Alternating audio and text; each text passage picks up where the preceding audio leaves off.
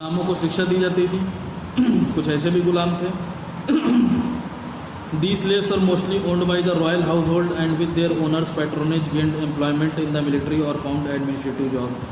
इस तरीके के जो गुलाम होते थे जिनको एजुकेशन का अधिकार था were mostly owned by the royal house hold. ये शाही घराने से संबंध रखते थे, शाही घराने में रहते थे।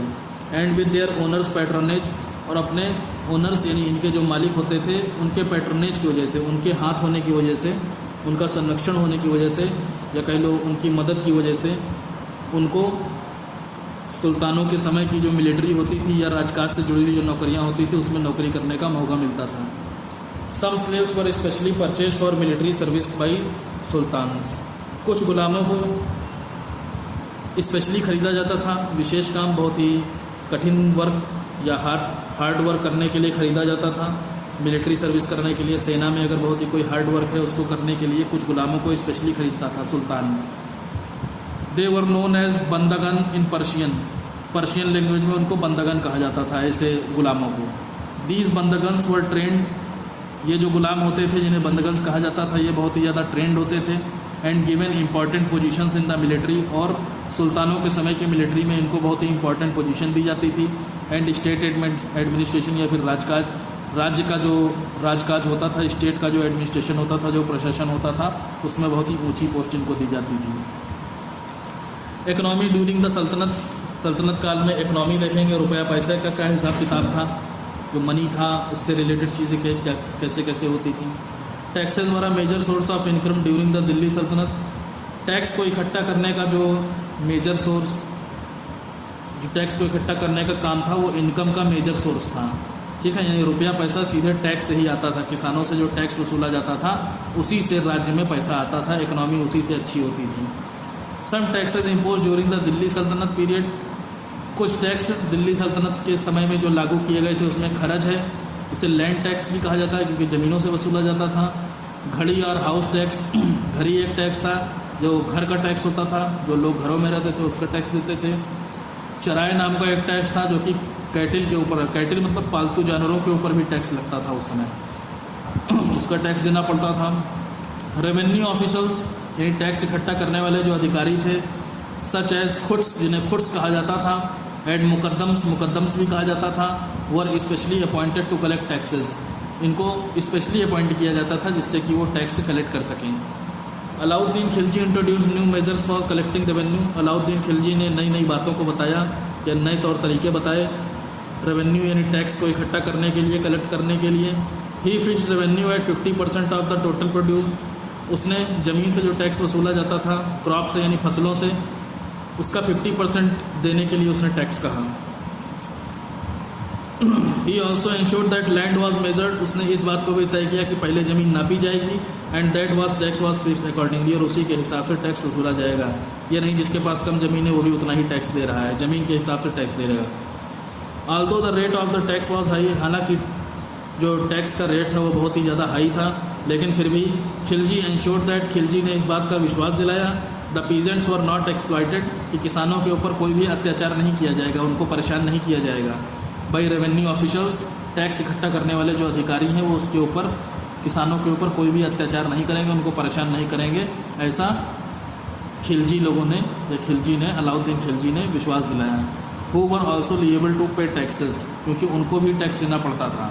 ठीक है, रेवेन्यू ऑफिसर्स को भी, राजा को टैक्स देना पड़ता था, सुल्तान को टैक्स देना पड़ता था। Alauddin Khilji also appointed an official called शाहना।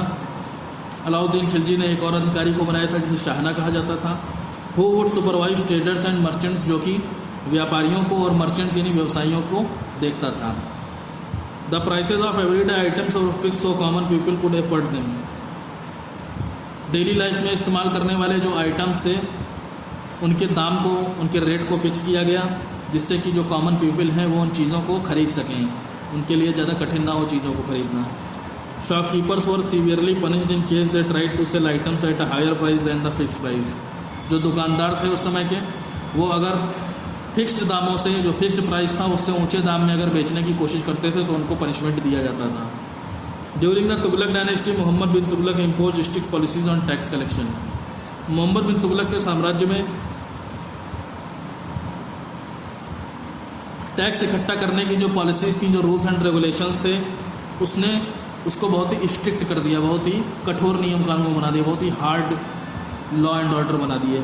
The severity of these new tax policies, इतनी ज़्यादा जो इनकी सिवियरिटी थी, यानी जो गंभीरता थी टैक्स को इकट्ठा करने के लिए को लेकर के, आल्सो लेड टू रिबेलियंस, इसकी वजह से बहुत ज़्यादा लोगों ने विद्रोह किया, विरोध कर दिया। ठीक है, विरोध कर दिया यानी मोहम्मद बिन तुगलक के खिलाफ खड़े हो गए कि तुम इतना टैक्स क्यों वसूल रहे हो। Mohammad bin Tughlaq also set up a new ministry to promote agriculture, Mohammad bin Tughlaq ने नया मंत्रालय बनाया, एक न्यू मिनिस्ट्री बनाई टू प्रमोट एग्रीकल्चर, जो कि एग्रीकल्चर को आगे बढ़ाएगी। He even gave loans to farmers, यहाँ तक कि वो किसानों को लोन्स भी देता था। By the time of Firoz Shah Tughlaq numerous taxes were abolish, लेकिन फिरोज शाह तुगलक का समय आते आते बहुत सारे टैक्सेस को ख़त्म कर दिया गया। एबॉलिश मतलब जड़ से ख़त्म कर दिया गया, कोई भी टैक्स नहीं लिया जाता था। डिक्लाइन ऑफ द सल्तनत, अब देखेंगे सल्तनत कैसे ख़त्म हुई, यानी सुल्तान लोग जो थे वो कैसे ख़त्म हुए। Last ruler of the Tughlaq dynasty, Tughlaq dynasty का सबसे आखिरी राजा Nasiruddin was a very weak ruler, बहुत ही कमज़ोर राजा था। On the eve of Timur's invasion in 1398, Timur ने 1398 में जब अटैक किया, 1398 में, उस समय Nasiruddin did nothing to prevent Timur's attack, Nasiruddin Timur के अटैक को लेकर के कुछ भी नहीं कर पाया, क्योंकि बहुत ही कमज़ोर था और तैमूर उस समय बहुत बड़ा राजा था। तो तैमूर को जब तैमूर ने अटैक किया नसीरुद्दीन के ऊपर, तो वो कुछ भी नहीं कर पाया।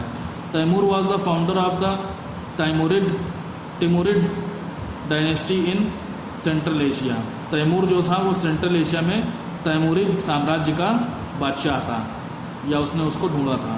And the descendants of Genghis Khan, और जंगेज़ खान का डिसेंडेंट था, यानी उसकी ही आगे आने वाली पीढ़ी थी। ऑन हिज वे बैक, उसके रास्ते में Timur raided and plundered the cities of Firozabad. Timur के बारे में अगर हम जानना चाहें तो तैमूर ने फिरोजाबाद, मेरठ, हरिद्वार, कांगड़ा और जम्मू जैसे राज्यों को लूट लिया। उसने रेडेड यानी अटैक किया, एंड प्लंडर्ड यानी लूट लिया। फिरोजाबाद, मेरठ, हरिद्वार, कांगड़ा और जम्मू को तैमूर ने लूट लिया, वहाँ पर अटैक किया और उसको सबको लूट लिया। After the decline of the Tughlaq dynasty, the Syed dynasty was established in 1414 CE by Khizr Khan. Tughlaq dynasty के ख़त्म हो जाने के बाद सैयद साम्राज्य आया, जो कि 1414 में शुरू हुआ।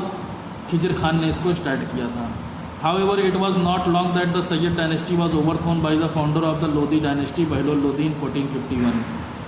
फिर भी जो ये सैयद डायनेस्टी थी ये ज़्यादा लंबे टाइम तक नहीं चल पाई, और लोदी डायनेस्टी इसके बाद आ गई। इसमें बहलोल लोदी ने 1451 में सैयद डायनेस्टी को ओवरथ्रो कर दिया, यानी उसको ख़त्म कर दिया।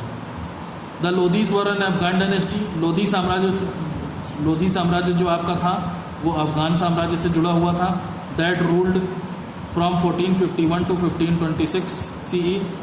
इस साम्राज्य में 1451 1451 से 1526 तक राज किया गया। Until the last ruler of the Lodi dynasty Ibrahim Lodi was defeated by Babur in the first battle of Panipat in 1526।